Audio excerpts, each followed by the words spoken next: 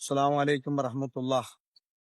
ഞാൻ എൻ്റെ ഇസ്ലാമിക പ്രവേശനത്തിന് ശേഷം അൽബദ്രി സോൾഡേഴ്സ് എന്ന ഗ്രൂപ്പിനോടൊപ്പം ഉംറ നിർവഹിക്കുന്നതിനാണ് ഞാൻ എത്തിയത്. ഇപ്പോൾ ഞാൻ മദീനയിലാണ് ഉള്ളത്. ഞാൻ ടി.എ. മുഹമ്മദ് ബിലാലാണ്. എന്നെ എൻ്റെ സഹോദരന്മാർക്കറിയും. ഞാൻ 1998 ഇസ്ലാം മതം സ്വീകരിച്ചതാണ്.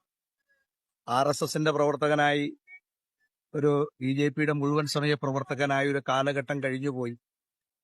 അങ്ങനെ എറണാകുളം ജില്ലയിലെ ഒരു പട്ടികജാതി കോളനിയിൽ അയ്യപ്പന്റെയും കാളിയുടെയും മകനായി ജനിച്ച ഞാൻ എന്റെ ഇസ്ലാമിക പ്രവേശനം എല്ലാവരും അവഗണിക്കപ്പെട്ട ഒരു ദലിത് വിഭാഗത്തിൽ ജീവിച്ച എനിക്ക് ഏറ്റവും കൂടുതൽ അംഗീകാരം ലഭിക്കപ്പെട്ട, ഏറ്റവും കൂടുതൽ സ്നേഹിക്കുന്ന ഒരു സമൂഹത്തോടൊപ്പം, അതിനെല്ലാം ഉപരിയായി ഞാൻ ഈ മദീനയുടെ മണ്ണിൽ നിൽക്കുമ്പോൾ എന്നെ വല്ലാതെ മനസ്സിൽ ത്രസിച്ചു നിൽക്കുന്ന ഒരു സംഭവം എന്റെ സഹോദരങ്ങളോട് ഈ അവസരത്തിൽ ഞാൻ പങ്കുവെക്കുകയാണ്.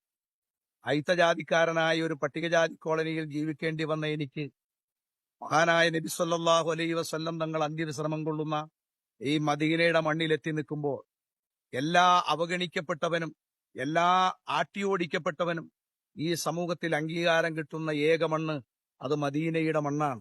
മദീനയിലെ രാജകുമാരൻ നബി സല്ലല്ലാഹു അലൈഹി വസല്ലം തങ്ങളുടെ ഈ പട്ടണത്തിലെത്തി ഈ മദീന മുനവറയുടെ ചുറ്റും നമ്മൾ സഞ്ചരിക്കുമ്പോൾ നമുക്ക് കാണാൻ കഴിയുന്നു, ഈ നാട്ടിലെ പാവപ്പെട്ട അയിത്തജാതിക്കാരും പണക്കാരനും ഭരണീയരും ഇവിടുത്തെ ഭരണാധിപന്മാരും ഒക്കെ ഈ മണ്ണിലൂടെ സഞ്ചരിക്കുമ്പോൾ ആർക്കും വ്യത്യസ്തതയില്ലാതെ എല്ലാവരും ഒത്തൊരുമയോടുകൂടി ഒരേ നേതാവിന്റെ ഒരേ ആശയത്തിൽ മുന്നേറുന്ന ഒരു വലിയ ഒരു മുന്നേറ്റത്തെ നമുക്ക് കാണാൻ പറ്റും.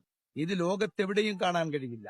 ലോകത്ത് ഇന്നേ വരെ ഈ ഭൂമിയിൽ വന്നുപോയ ഒരു നേതാവിന് പോലും ഇങ്ങനൊരു അവസ്ഥ ക്രിയേറ്റ് ചെയ്യാൻ, ഇങ്ങനൊരു അവസ്ഥ ഉണ്ടാക്കിയെടുക്കാൻ കഴിഞ്ഞിട്ടില്ല. കറുത്തവനെയും വെളുത്തവനെയും ചേർത്ത് നിർത്തുന്നു, പണക്കാരനെയും പാവപ്പെട്ടവനെയും ചേർത്ത് നിൽക്കുന്നു, അറബിയെയും അനറബിയെയും ചേർത്ത് നിർത്തുന്നു, കറുത്തവനെയും വെളുത്തവനെയും ചേർത്ത് നിർത്തുന്നു. ഒരു വ്യത്യസ്തതയുമില്ലാതെ കാണാൻ കഴിയുന്ന ഏക പട്ടണം, ഏക സ്ഥലം മദീന മുനവറയാണ്. ആ മദീന മുനവറയിലേക്ക് ഈ രാജ്യത്തെ അവഗണിക്കപ്പെടുന്നവന്റെ ആസ്ഥാന കേന്ദ്രമായി, അഭയകേന്ദ്രമായി നബി സല്ലല്ലാഹു അലൈഹി വസല്ലം തങ്ങൾ അന്ത്യവിശ്രമം കൊള്ളുന്ന കേന്ദ്രത്തിലേക്ക് നിങ്ങൾ വരികയും ഇത് കാണുകയും പഠിക്കുകയും ചെയ്യണമെന്നാണ് എന്റെ പ്രിയപ്പെട്ടവരോട് എനിക്ക് അഭ്യർത്ഥിക്കാനുള്ളത്.